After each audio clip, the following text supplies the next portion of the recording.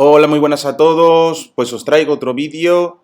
En este caso vamos a hablar de qué ventajas tenemos de utilizar la conexión de Levi-Civita en todos los tensores de curvatura que dimos en vídeos anteriores.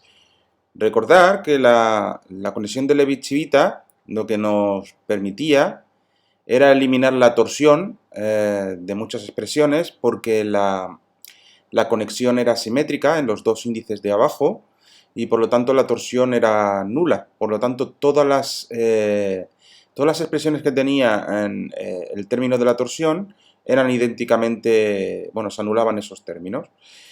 Y también lo que nos permitía era subir y bajar índices detrás de derivadas covariantes. Y eso era gracias a que la derivada covariante de la métrica era nula, era igual a cero.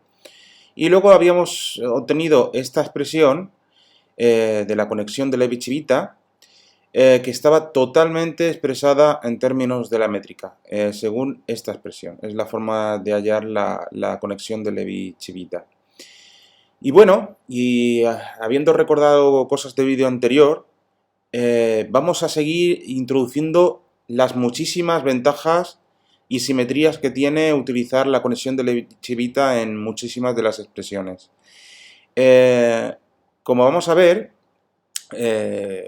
una serie de ventajas. La primera, por ejemplo, es que el tensor de Riemann es antisimétrico en los dos últimos índices. Es decir, el tensor de Riemann, este de aquí, resulta que en estos dos últimos índices, pues si los permutamos, es decir, si cambiamos uno por otro, como vemos aquí, es antisimétrico, es decir, hay que poner un signo. Es decir, este término del tensor de Riemann es menos girar estos dos índices, estos dos últimos índices.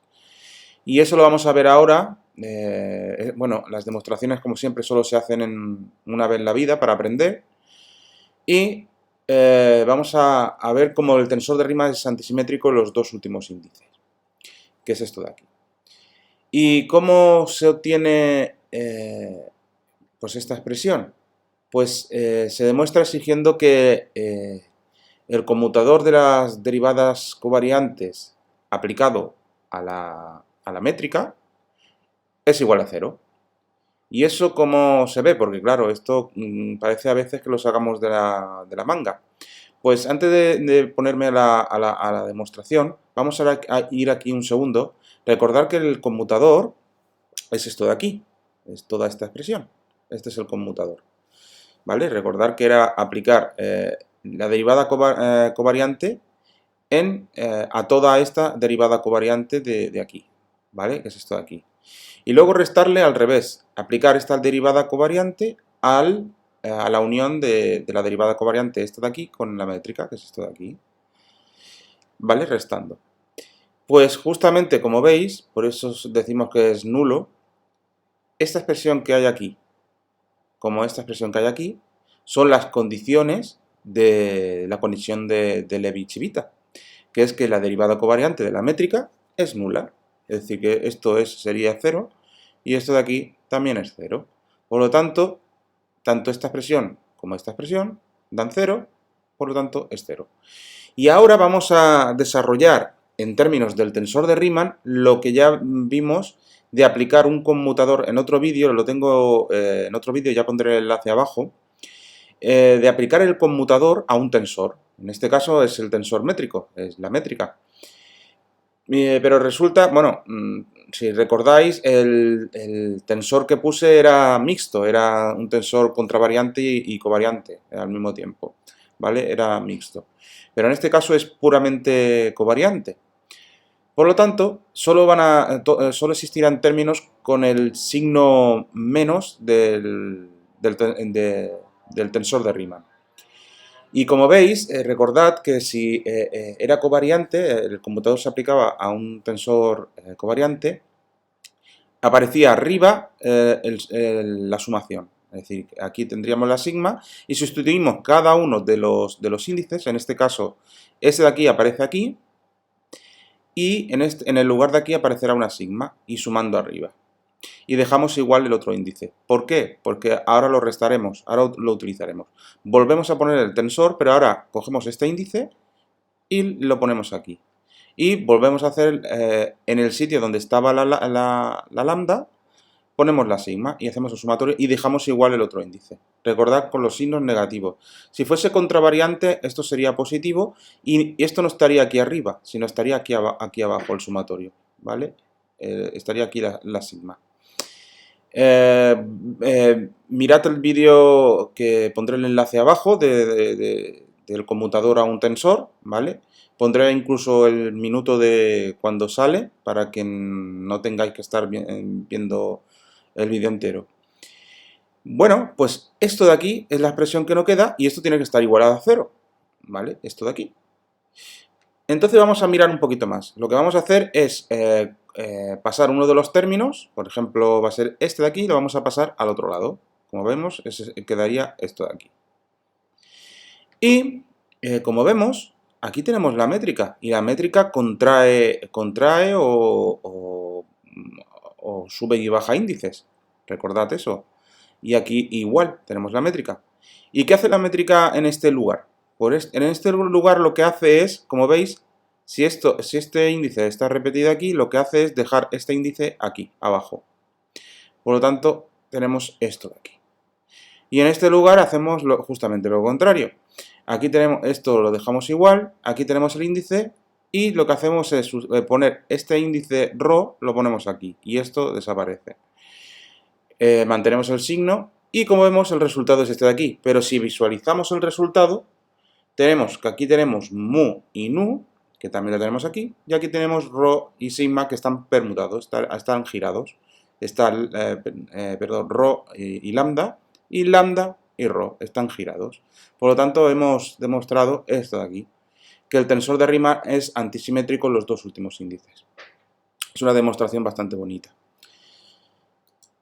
Bueno, otras de las cosas que se simplifican, las expresiones que se simplifican son las identidades de Bianchi, que si veis también el vídeo que puse eran descomunales, habían un montón de términos, también pondré justo el minuto del vídeo donde lo tengo, había un montón de expresiones con la torsión, incluso torsión me parece que multiplicándose entre sí, vamos, ya dije en el vídeo que supongo que casi siempre se utiliza la conexión de Levi-Civita y esas expresiones es que, porque venían en un libro y las tenía que poner porque estaba en variedades arbitrarias, pero vamos, utilizar eso era una locura.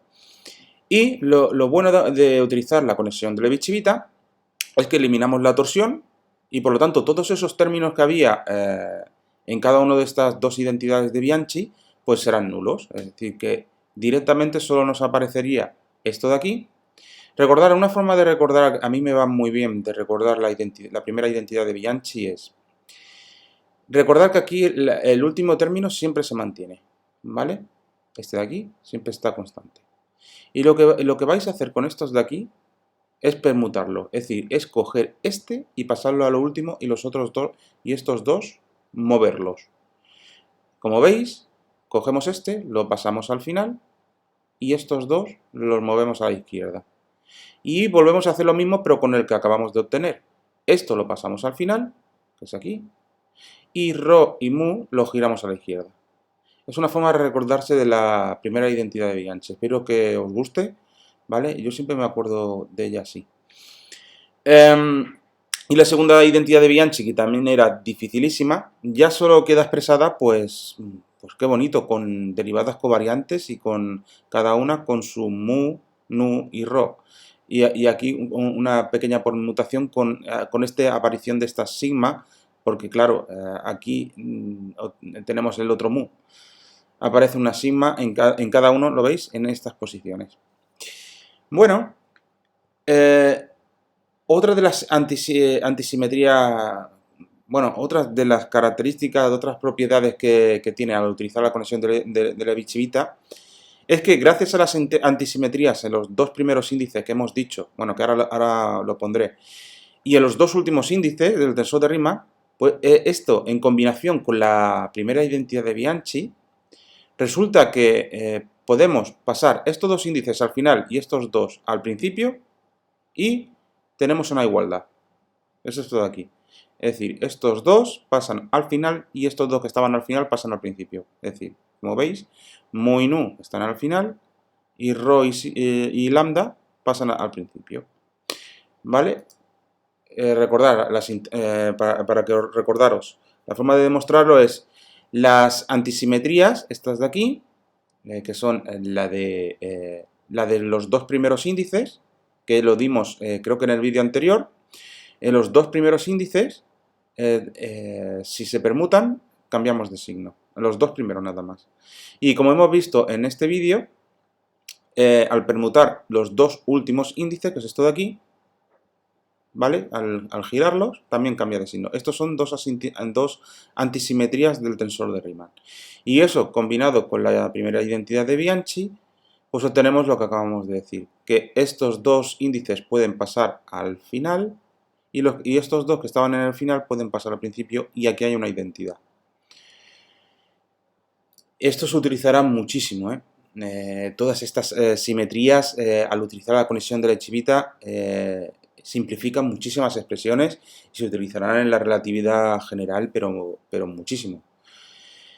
Bueno, y otra de las cosas importantes para la construcción de la ecuación de Einstein será que con la conexión de Levi-Civita, tanto el tensor de Ricci, ¿vale?, que es este de aquí, como el tensor de Einstein, resulta que son simétricos en los dos índices. Es decir, que podemos cambiar estos dos índices y son idénticos a esta expresión. Es decir, que G sub mu nu es igual a G sub nu mu, ¿vale?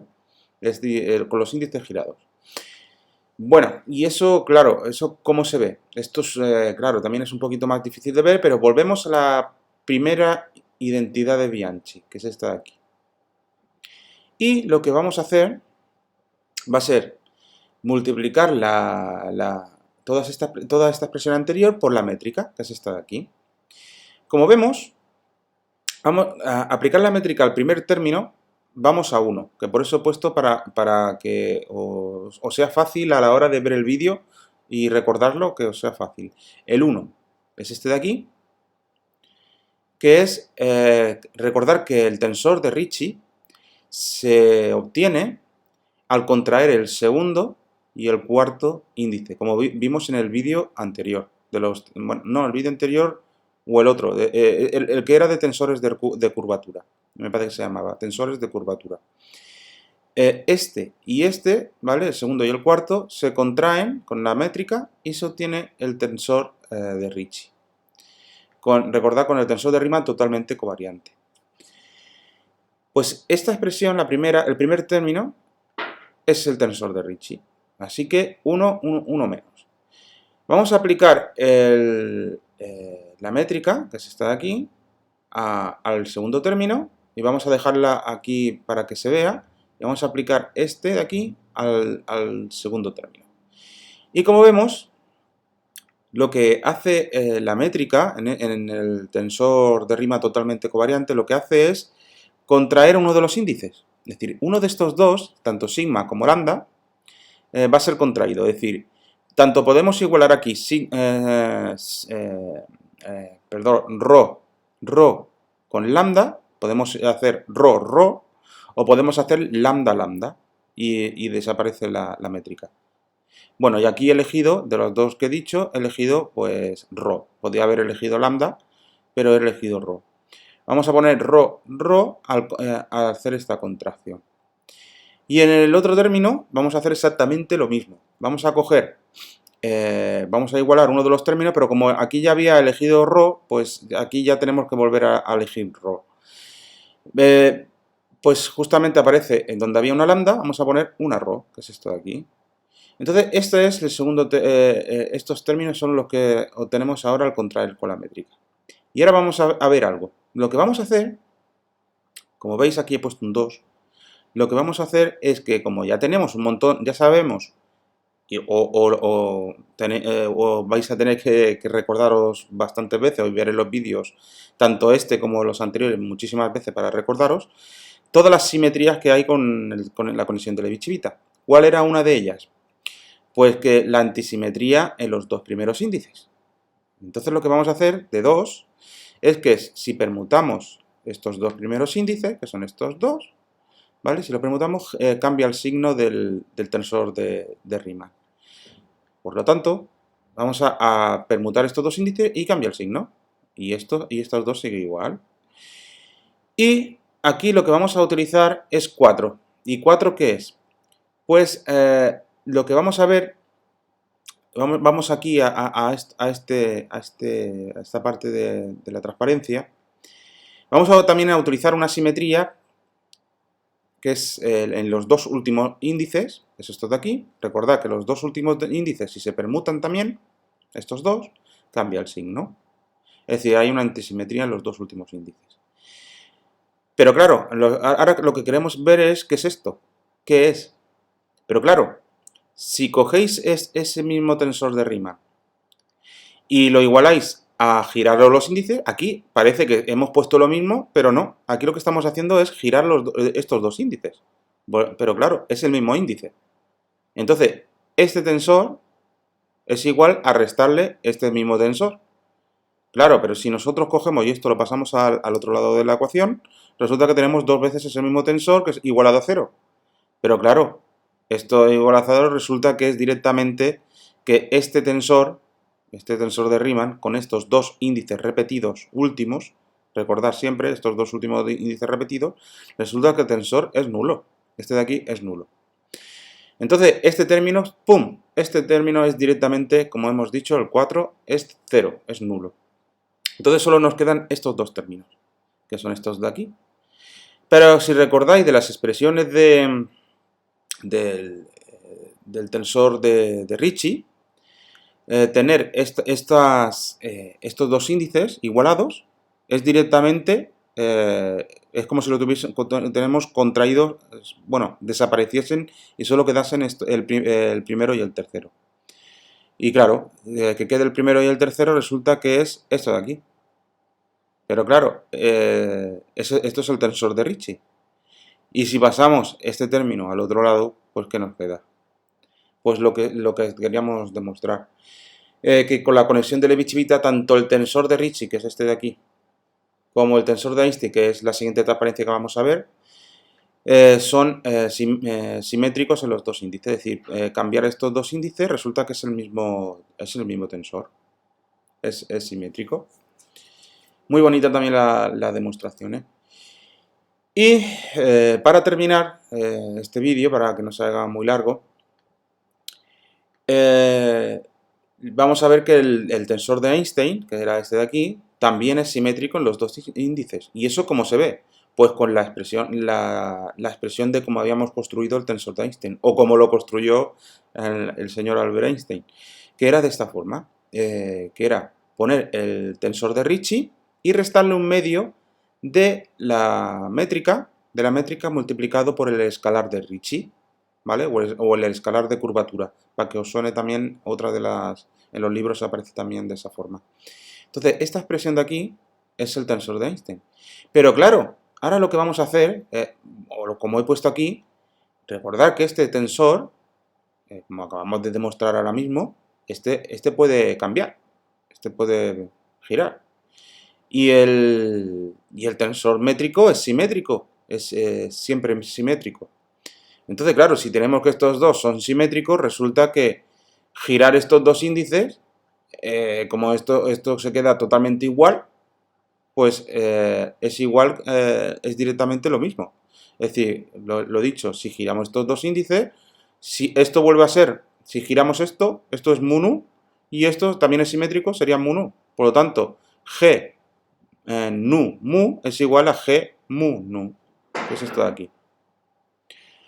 Pues nada, espero que os haya gustado mucho el vídeo. Ya pronto vamos a empezar con... yo creo que ya pronto con las ecuaciones de Einstein, creo que quedará poco. Supongo que alguna cosilla me habré dejado importante, pero bueno. Si no, haré otros cuantos vídeos si me dejo algo. Y pronto ya empezaré con la construcción de la ecuación de Einstein. Así que un saludo a todos, suscribiros los que no estéis y hasta el siguiente vídeo, chicos. Hasta luego.